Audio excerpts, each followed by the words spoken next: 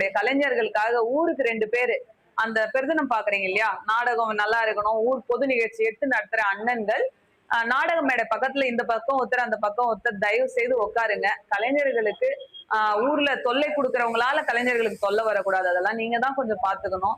என்னால நாடகம் தான் புக் பண்ண முடியும். நல்ல டீம் தான் உங்களுக்கு அனுப்ப முடியும். நான் கலைஞர்கள் லீவ் போடாம கரெக்ட்டா ஊருக்கு அனுப்ப முடியும். இதெல்லாம் தான் நான் பண்ண முடியும். நான் வந்துட்டு ஊராண்ட உட்கார்ந்தோ, இல்ல ஒரு சிசிடிவி பார்த்தோவா நான் உங்களுக்கு கரெக்ஷன் பண்ண முடியும். அது நம்ம பண்ண முடியாது இல்லையா? அதனால நீங்க தான் உங்கள நம்பி அனுப்புற கலைஞர்களுக்கு பாதுகாப்பு குடுக்கணும். இத தயவு செய்து பார்க்கக்கூடிய இளைஞர்கள், உங்க ஊர்ல நான் நாடகம் அனுப்புறேன்னா, உங்க ஊர்ல வரக்கூடிய கலைஞர்களுக்கு முன்னாடி உட்கார்ந்து இந்த மாதிரி பாதுகாப்பு குடுங்க. இது போல தொல்லைகள் வராது.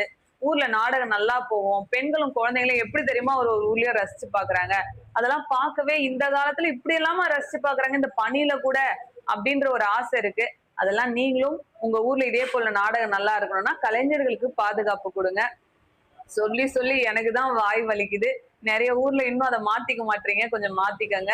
உங்க சகோதரியுடைய கோரிக்கை எப்பவுமே நீங்க எடுத்துப்பீங்க. கண்டிப்பா இதையும் எடுத்துக்கோங்க. மீண்டும் மீண்டும் நான் சொல்ற சில